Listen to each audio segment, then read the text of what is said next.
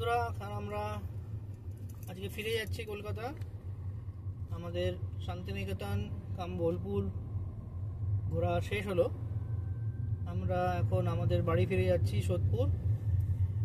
এখন আমরা সোনাঝুরির হাটটা দেখলাম, দেখে এই রোডটা নিয়েছি। এটা বেসিক্যালি আমরা ওই পানাগড় হয়ে NH2-তে পড়বো, সেখান থেকে বর্ধমান হয়ে শক্তিগড় হয়ে কলকাতার দিকে যাব। এই রুটটাই চয়েস করলাম, কারণ সোনাঝুরি থেকে এই রুটটাই কাছে পড়ে। আর যদি আমরা ওই 108 শিব মন্দিরের রাস্তাটা ধরতাম, তাহলে আমাদের আবার শান্তিনিকেতনের দিকে ঢুকতে হতো, ঢুকে সেই রাস্তা ধরে যেতে হতো। তো সেটা একটু আবার উল্টো দিকে ঘুরতে হতো বলে এই রাস্তায় যাচ্ছি। যদি একটু এই রুটটাতে ওভারঅল কিলোমিটারটা একটু বেশি পড়বে, কিন্তু সোনাঝুরির থেকে এটা বেসিক্যালি আমাদের একটু কাছে পড়লো, তাই জন্য আমরা এই রুটটাই নিলাম। দেখা যাক কখন পৌঁছাই। কত কিলোমিটার দেখাচ্ছে?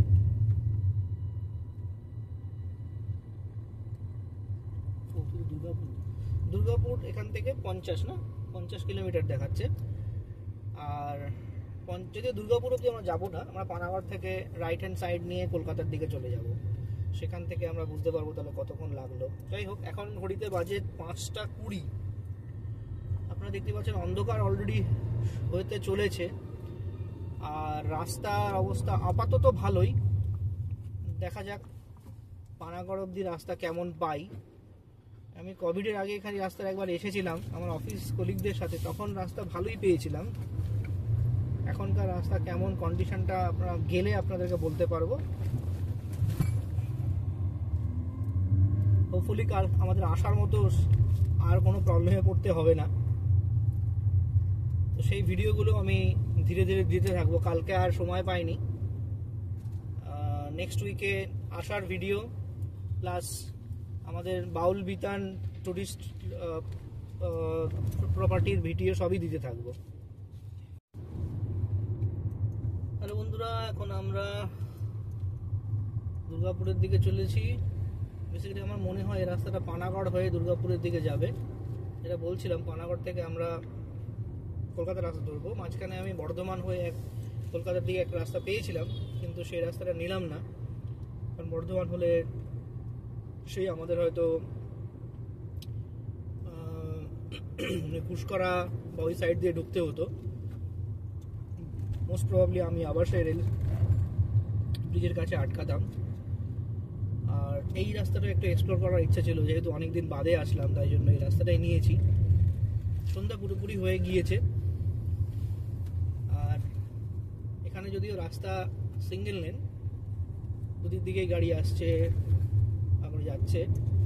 এটা একটা ন্যাশনাল হাইওয়ে না স্টেট হাইওয়ে আমি ঠিক জানি না, কিন্তু আমরা আপাতত সোফার রাস্তাটা ভালোই পেয়েছি।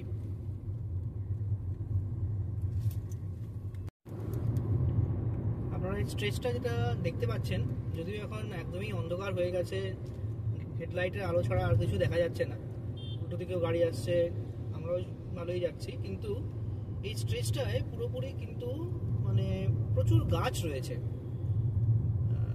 Left hand side right hand side দুদিকেই, মানে বাম দিক ডান দিক দুদিকেই কিন্তু প্রচুর গাছ রয়েছে, যেটা আমি দেখতে পাচ্ছি।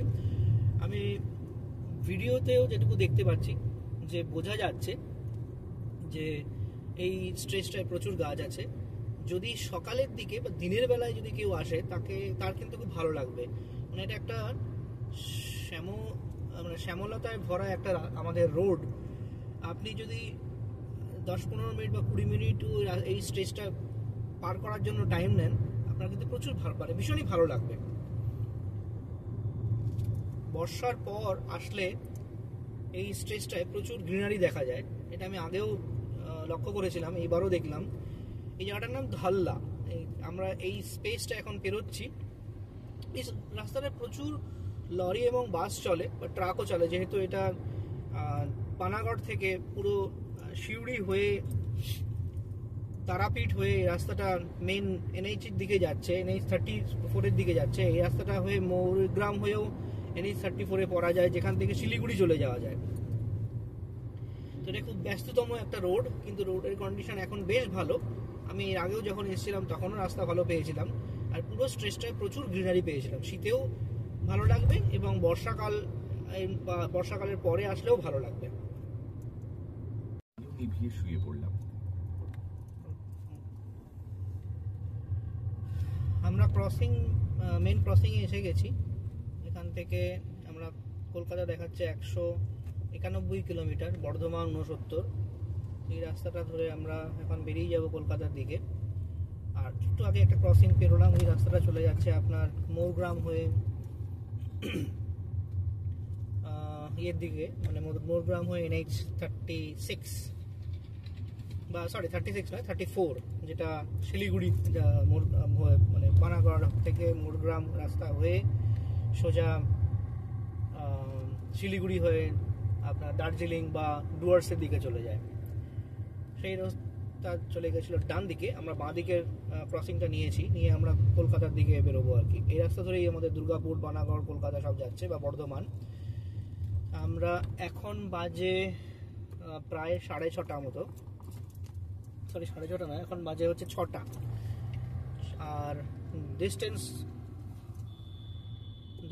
দেখা যাচ্ছে 191 কিলোমিটার মতো, আর 3 ঘন্টা 35 মিনিটের জার্নি দেখাচ্ছে। তো মোটামুটি আশা করছি আমরা রাত্রি 9টা, 9:15টার মধ্যে কলকাতা ঢুকে যেতে পারবো। ঠিক আছে, চলুন তোরা আপনাদেরকে দেখাতে থাকবো রাস্তার বাকি অংশ। এই রোডে আমরা ফার্স্ট টোল বুথে এলাম, দেখা যাক কত টাকা টোল লাগে।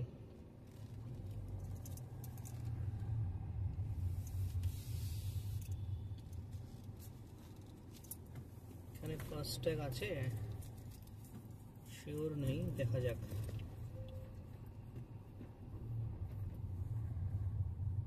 টোল প্লাজার অবস্থাও খুব খারাপ, ভেঙে চুরে পড়বে কোনোদিন।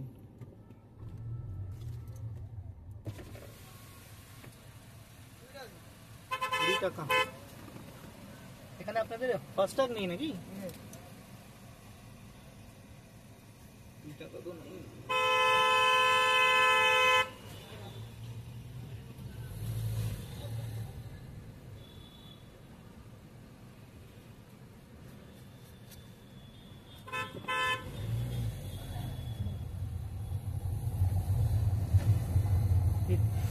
আমরা টোল পেরিয়ে আসলাম, 20 টাকা নিল টোলের অ্যামাউন্ট খুবই কম, কিন্তু এখানে ফাস্ট্যাগ চালু নেই, ম্যানুয়ালি টোল কালেক্ট করা হয়। তো আমরা দিলাম 20 টাকা, নিয়ে আমরা এখন বেরোচ্ছি। আর 2টো করে টোল বুথ রয়েছে দুদিকে, ডান দিক আর বাঁ দিক, আসার দিকেও 2টো, যাওয়ার দিকেও 2টো। পানাগড় এখান থেকে আর 22 কিলোমিটার, বর্ধমান 68, কলকাতা 190।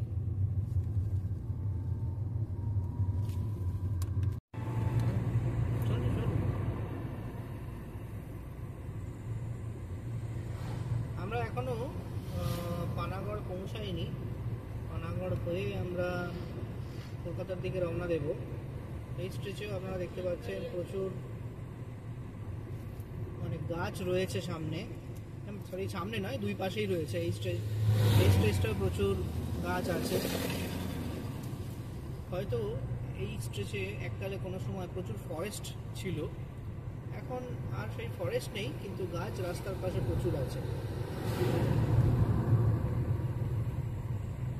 দিনের বেলায় এই রাস্তায় ড্রাইভ করে খুব ভালো লাগবে, রাত্রে তো অতটা ফরেস্ট বোঝা যাচ্ছে না অন্ধকারে, বাট দিনের বেলায় সত্যিই খুব ভালো লাগবে।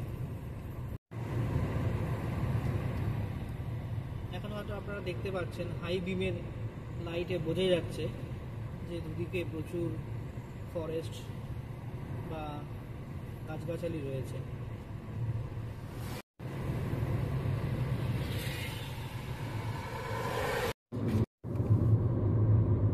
আমরা এখন বর্ধমান পেরিয়ে গেছি, শক্তিগড় এখনো ঢুকিনি, বর্ধমান ও শক্তিগড়ের মাঝামাঝিতে আছি। শক্তিগড়ে আমরা একটু দাঁড়াবো, সেখান থেকে একটু মিষ্টি আর এসব কিনে তারপর আমরা রওনা দেবো। একটু বায়োব্রেকও দরকার। আর রাস্তা খুবই ভালো, এখনো পর্যন্ত যতটুকু রাস্তা পেয়েছি অসাধারণ, অসাম রোড, ম্যাক্সিমামটাই এলিভেটেড রোড, তাই জন্য বাইরের গাড়ি বা ক্রসিংয়ের যে সমস্ত অসুবিধাগুলো হয়, লোকাল লোকেরা ঢুকে পড়ে, সেইগুলো খুব একটা নেই। আর আজকে 26শে অক্টোবর, যদিও ওয়েদার বেশ গরম, আমরাও এসি চালিয়েই চলেছি। আপনারা যদি রিসেন্টলি আসেন, আপনাদেরও রাত্রে হোক বা দিনে হোক এসি কিন্তু লাগবে। হ্যাঁ, যদি নভেম্বরের 16-17 তারিখের পরে আসেন তাহলে নাও লাগতে পারে, কারণ বর্ধমান বা দুর্গাপুর এইসব সাইডে কলকাতার তুলনায় একটু আগেই ঠান্ডা পড়ে যায়, কিন্তু যত কলকাতার দিকে তো আমাদের পড়ে না। বাট আজকে আমরা দেখছি আমাদের কিন্তু কন্টিনিউয়াস এসি লাগছে।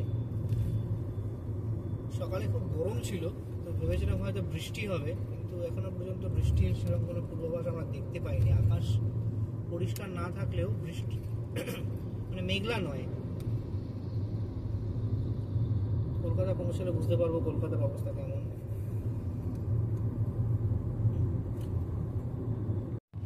আর বন্ধুরা, এখন আমরা শক্তিগড় পৌঁছালাম।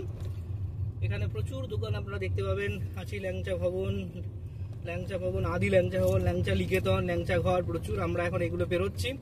আমরা এখানে জাস্ট একটু দাঁড়িয়েছিলাম মিষ্টি কেনার জন্য। ল্যাংচা নিকেতন থেকে আমরা মিষ্টি কিনলাম, কিনে আবার আমরা বেরিয়ে যাচ্ছি কলকাতার উদ্দেশ্যে। এখন বাজে 7:30 মতো। আশা করছি আমরা 8:30 পৌনে 9টার মধ্যে বাড়ি পৌঁছে যেতে পারবো। সোফা রাস্তার কন্ডিশন যেটুকু আমরা দেখেছি বা আপনাদেরকে দেখিয়েছি, রাস্তার কন্ডিশন খুবই ভালো। আর ম্যাক্সিমাম এলিভেটেড রোড, যেটা আমি আপনাকে আগেও বলেছি। খুব সম্ভবত এর পরের স্ট্রেচটাও ভালো থাকবে। আসার সময় তো আমরা স্ট্রেচ খুব ভালোই পেয়েছি, একটা দুটো জায়গাতে আমরা একটু ডাইভারশন পেয়েছি, বা আদারওয়াইজ রাস্তার অবস্থা খুবই ভালো ছিল। দেখা যাক এই পার্টটা কেমন থাকে।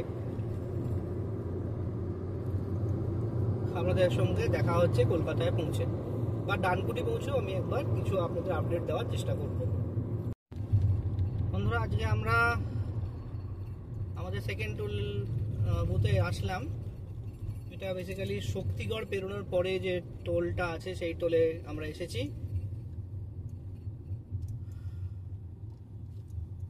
এরপরে আমাদের পালশির টোল আছে, তারপরে ডানকুনি টোল, তারপরে নিবেদিতা সেতু হয়ে আমরা পৌঁছাবো।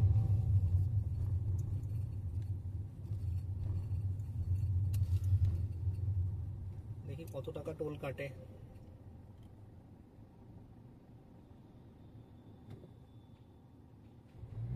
এখানে কোনো লোক নেই, আমরা বেরিয়ে গেলাম। এসএমএস আসলে বুঝতে পারবো কত টাকা টোল কাটলো। খুব সম্ভবত আগের বার 110 টাকা টোল কেটেছিল আসার সময়, যতটুকু আমার মনে আছে। বন্ধ করো নতুন টিচাররা। বন্ধুরা, আমরা ডানকুনি পৌঁছে গেছি। আজকে ডানকুনি টোল প্লাজা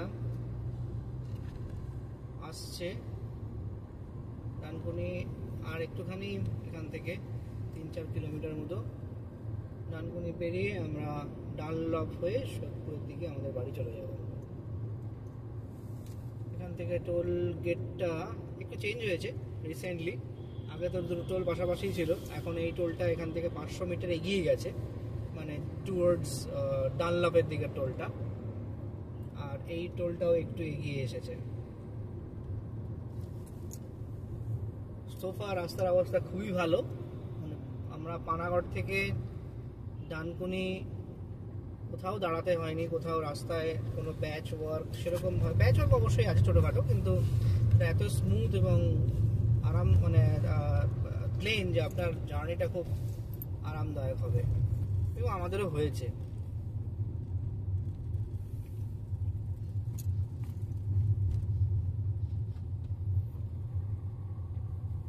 আমরা টোলে ঢুকলাম। আগে আমার 110 টাকাই কেটেছিল শক্তিগড় বা পালশির টোল প্লাজা যেটা। এটা ডানকুনি টোল, এখানে দেখা যাক। খুব সম্ভবত 130 টাকা কাটবে।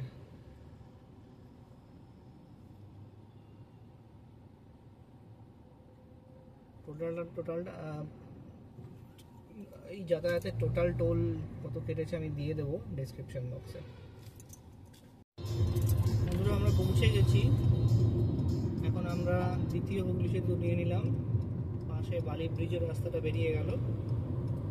আমরা এখন আর বালি ব্রিজ ধরলাম না, কারণ ওখানে একটু জ্যাম হয় রাত্রের দিকে। আর এই রাস্তাটা ধরলে আমরা অনেক একটু তাড়াতাড়ি, টোলটা কাটবে ঠিকই কিন্তু তাড়াতাড়ি পৌঁছে যাব টুয়ার্ডস ডানলপ।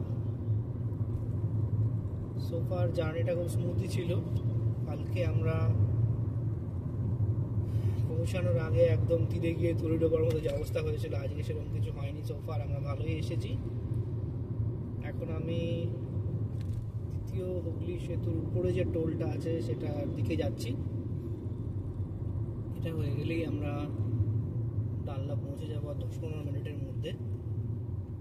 তারপরে একটু খাবার নিয়ে আমরা বাড়ি পৌঁছে যাব।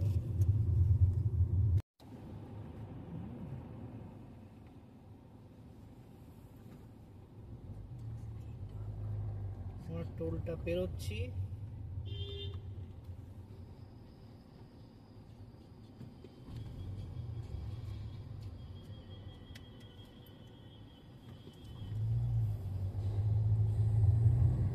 পেরিয়ে গেলাম।